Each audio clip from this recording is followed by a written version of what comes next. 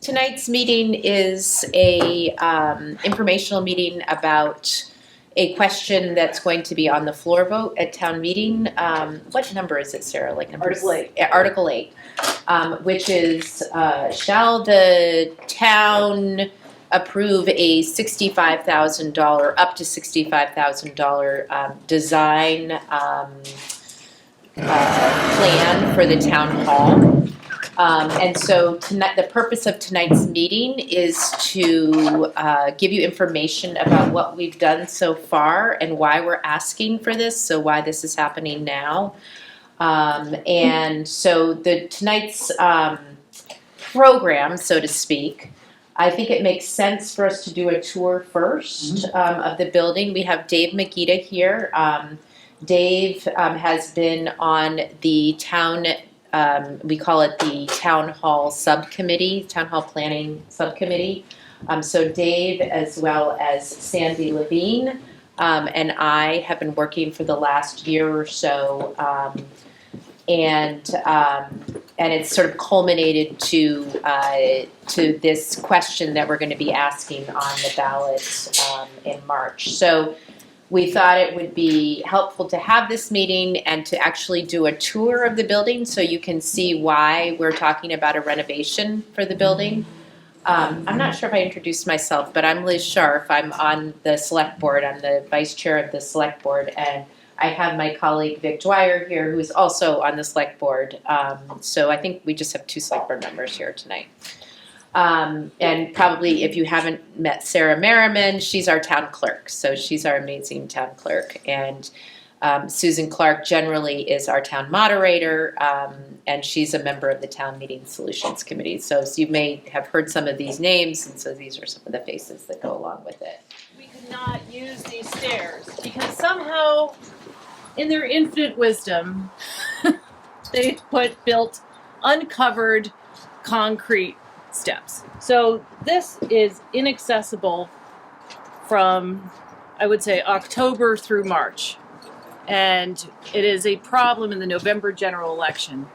We cannot get people up here. So we can't go down this way. I just want to show you this while we're up here, just so you figure out how it all goes together. Probably most of you have been through the building. To repeat, probably most of you have been through the building at some point. The way we'd like you to look at it tonight is that you're going through for the first time. And you can start by your experience when you parked your car and try to figure out which way to get it to the building. So handicap access, or I don't want to use that term, universal access is not here. It needs to be here. The ADA, the Americans with Disabilities Act, requires that we do certain improvements. That's a major part of this project.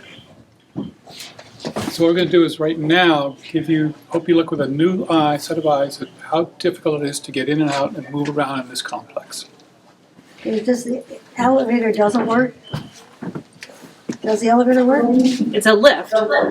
Yeah. Oh, sorry. No. And the lift works. It goes from one floor to the other, but I'm going to show you how inaccessible it is. That's fine. I just want to know if it works. It works for now, but it is on its last legs. They repair it. We have it inspected every year, and we have been informed that it can no longer be expected to continue as is.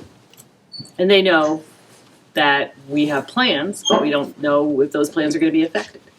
So where would you like to go next? Sit outside. Okay. So here is our lift, and this lift was built as part of a statewide grant in 2001, I believe. Sure, that's a garbage can. So a lot of town clerk offices have the same lift issue. As you can see, we push the trash cans here because we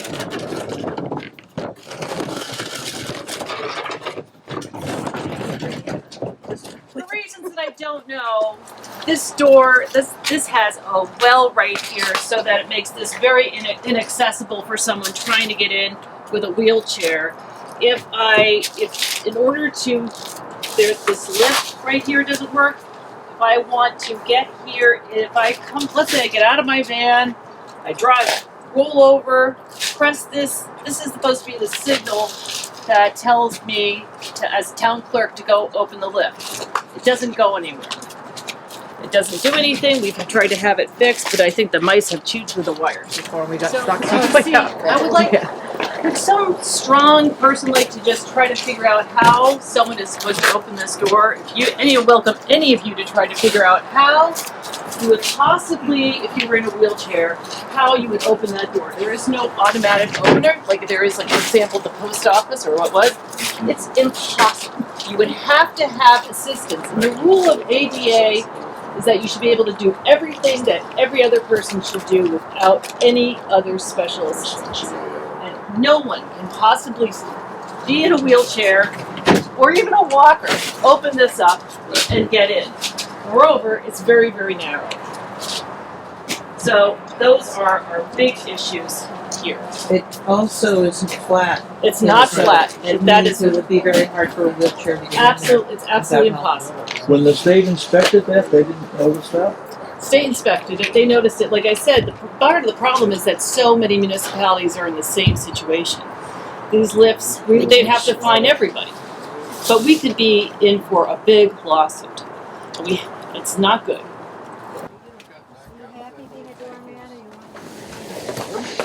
We'll play a little tag game and see if we can spot how many deficiencies we can spot in the building between here and upstairs. I'm going to help you a little bit. We're running out of storage in the vault. And the state mandates how certain documents need to be kept. So we cannot digitize everything. Correct me if I'm wrong. We can digitize it, but we must have paper backup for everything. Right. It's mandated. And the vault's nearing capacity. Yeah, so let me just give you a quick. Here's the vault. These are these white books. You guys can see it. Come on in. Come on in. Come on, guys. Let's cram in here. When snow the radon? Oh my gosh. When the radon is? Most vaults you can do a dance in. You can do Wow. So just to show you, these white books are where those are the backups for all our digital records. I've got this much space left, and I've probably in my time, in my 11 years, we've done this many.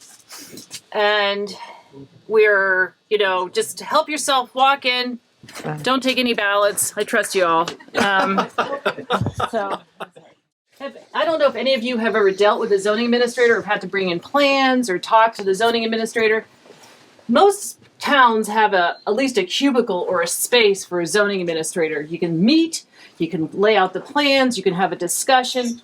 This is the zoning administrator's office. This is the treasurer's office. We don't really have a financial department. I mean, those are two very, very, very important parts of the town. And we do not have any space for a zoning administrator. We don't have any space for a treasurer. It's crazy. If you go over here, here are all our records. We have to keep them here and rolling backs in this because there's no financial office. It makes me very, very unhappy to have a financial office that's so exposed. All tax bills with state payments must be confidential. And it's very there's just no confidentiality here. And just to bring in the rest of the group, this is the lister's office. And if anybody has ever dealt with any listers, you're going to find out that you're going to have conversations. You're going to if you're going to meet with the listers, you're going to talk about your property valuation. There's a lot of conversation that goes on in the listers world. Shelley is a lister. She's here. She can tell you. And we have an opening for 3 listers. Right now we have 2 listers, and this is how they work. And these are their files. And it's very likely we're going to get a 3rd lister. I'm not really sure how we're going to accommodate them. So just to recap, we have no place at all for zoning, no place for planning, a very limited financial situation, and this is the lister's office, and it's too crowded. You can't get any work done. It's very difficult, and it's at capacity. When you start a project such as this one, the way we start is to talk with the heavy users, the casual users, and then we look at deferred maintenance. in order to design the project properly, we want to make sure we're meeting the needs of the users as they try to serve the public. Also, how many of you remember the old Framwell commercial? You can pay me now or pay me later. We're past that point. We're going to pay a lot. It's now, if 20 years ago they said, "Well, pay me now or pay me later," and we jumped on it, it may not have cost so much. But things have been deferred for so long that money just has to be spent to correct it. There's no ventilation. The heating system that we're going to walk by as we go upstairs is obsolete. There are no parts available for it anymore. At some point, if this project is not approved, that's going to fail and it's going to have to be dealt with immediately at that time. When you incorporate all these needs as part of the project's done right. And it's a lot less expensive to do it that way than it is to do it piecemeal. It will be disruptive to get this work done, but the project will get done with a lot less disruptions than it would be if you did it piecemeal over the next 5 or 10 years. So go in open-eyed, try to imagine what it would be like if you were working here trying to serve the public. Go in open-eyed, thinking about your time maybe coming down here and trying to do some business with Sarah. There's no confidentiality space. There's no space that's conducive to serving the public well. So we bring these needs, we cite these needs, we decide these needs in working with the architect. And what the architect has done is finish us through schematic design. We're now moving into design development. We'll talk about that more when we go upstairs. But as we head upstairs, take a look around. We'll try to point out the lovely bathroom facilities and the heating system. Right. Not to mention the radon. Well, the radon's in there. The radon's in the vault. Oh, jeez. So let's head Radon is everywhere. this way. Well, it's concentrated in the vault. I just want to show you that this time of year, and I've had so many delightful experiences. We won't bring up a third grade birthday party in that where all the toilets overflowed. I came to work on Monday in the back hallway. But this time of year, especially the freeze-thaw cycle on the plumbing creates, the bathrooms are almost unusable. Probably you can get, on a good day, perfect weather, about maybe 20 flushes a day at the most.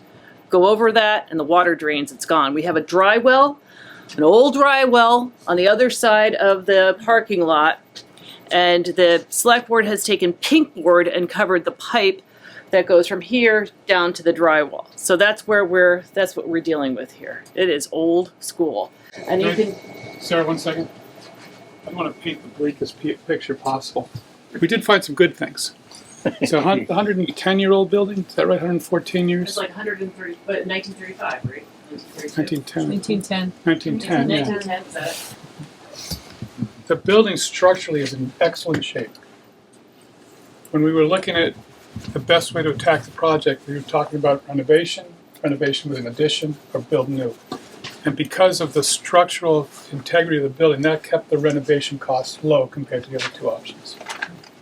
So that's the good news. Now, should we head up? The workplace has changed, public spaces have changed a lot.